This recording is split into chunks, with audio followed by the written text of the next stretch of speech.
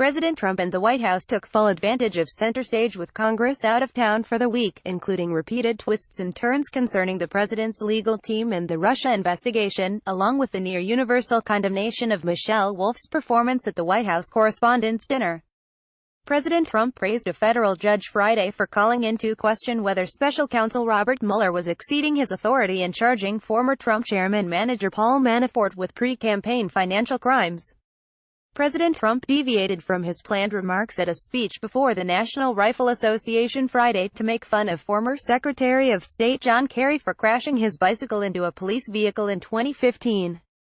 President Trump praised Kanye West on Friday for helping his approval rating with African Americans, after his support from black men surged from 11% to 22% last week, according to a Reuters tracking poll.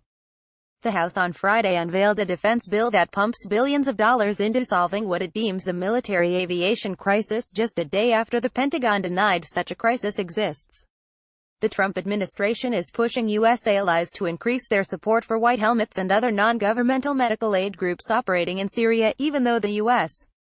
has temporarily suspended its support to that group as part of an ongoing review of all aid to Syria. Vice President Mike Pence chided the media Friday for pushing an anti-Second Amendment agenda and focusing too little on law-abiding gun owners who thwart crimes of gun violence. Democrats are jumping on new revelations about lobbyists planning Environmental Protection Agency Administrator Scott Pruitt's lavish trips to Morocco, Australia, and Israel to show conflicts of interest. High-level trade talks between the U.S. and China ended on Friday with no apparent breakthrough, after which top U.S. officials said they were returning to the U.S.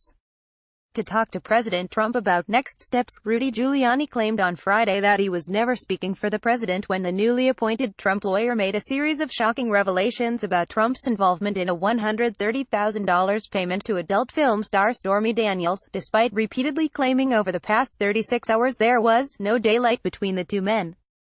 Former Trump campaign aide Sam Nunberg says President Trump's new attorney Rudy Giuliani deserves an A for a day-long media blitz, even if everyone else wants to give him an F. The coach of the Minnesota Lynx believes her team has not been invited to the White House after its most recent WNBA championship because of how the Trump administration views women. Vice President Mike Pence's physician, Dr. Jen Pena, resigned Friday following the failure of President Trump's nomination of White House physician Ronny Jackson to become Secretary of Veterans Affairs. Amanda Knox, who was imprisoned for years in Italy after being accused of killing her college roommate in 2007, defended porn star Stormy Daniels against critics who have taken aim at the film star's sexuality. Washington Examiner staff: It's popular now for members of the press to see Russian meddling everywhere, especially after President Trump surprised practically everyone in media by actually winning the 2016 election.